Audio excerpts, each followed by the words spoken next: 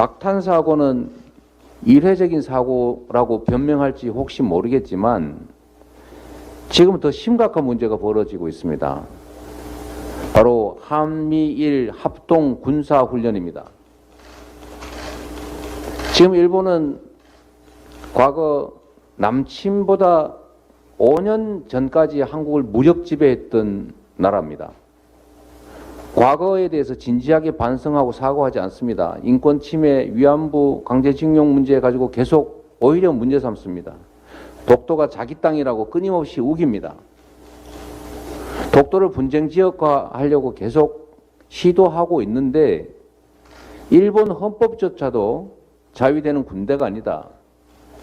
교정권이 없다라고 하고 있는데 대한민국 국군이 미군과 함께 한미 군사훈련 하는 거야 누가 뭐라 하겠습니까?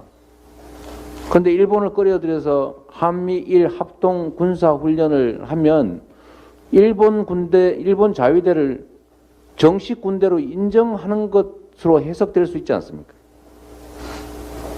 지금 한미일 군사동맹이 초미의 관심사입니다.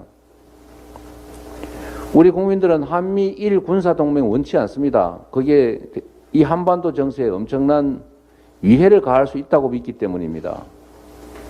그런데 한미일 합동 군사훈련을 하면 이게 결국은 한미일 군사동맹으로 가는 징검다리가 될 수 있다는 것입니다.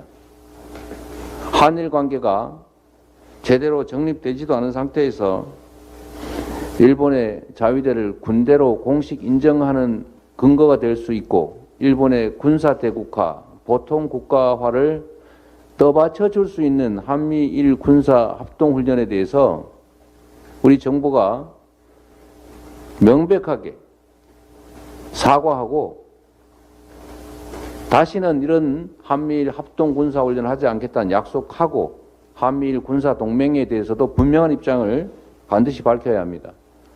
저는 이게 윤석열 현 대통령께서 전에 일본 자위대가 유사시에 한반도에 들어올 수도 있지만 이라고 말했던 것이 현실화되는 게 아닌가 하는 걱정이 됩니다. 이거 외교 참사에 이은 국방 참사입니다.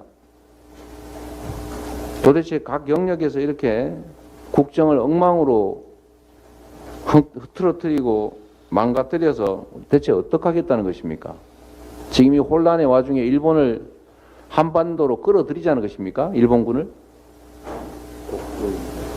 그리고 특히 문제는 이게 독도 인근에서 벌어지고 있다는 것입니다. 전에는 정보훈련을 하더라도 또 필요한 경우에는 최소한 제주도 남쪽에서 했습니다. 그런데 왜 하필 독도 근처에 와서 한미일 군사 합동 훈련을 하는 것입니까?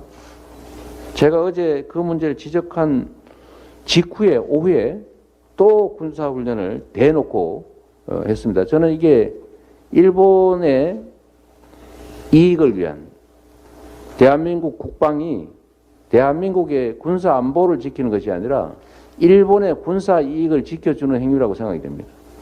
그야말로 극단적 친일 행위다. 대일 굴욕 외교에 이은 극단적 친일 국방 아니냐라는 생각을 할 수밖에 없습니다.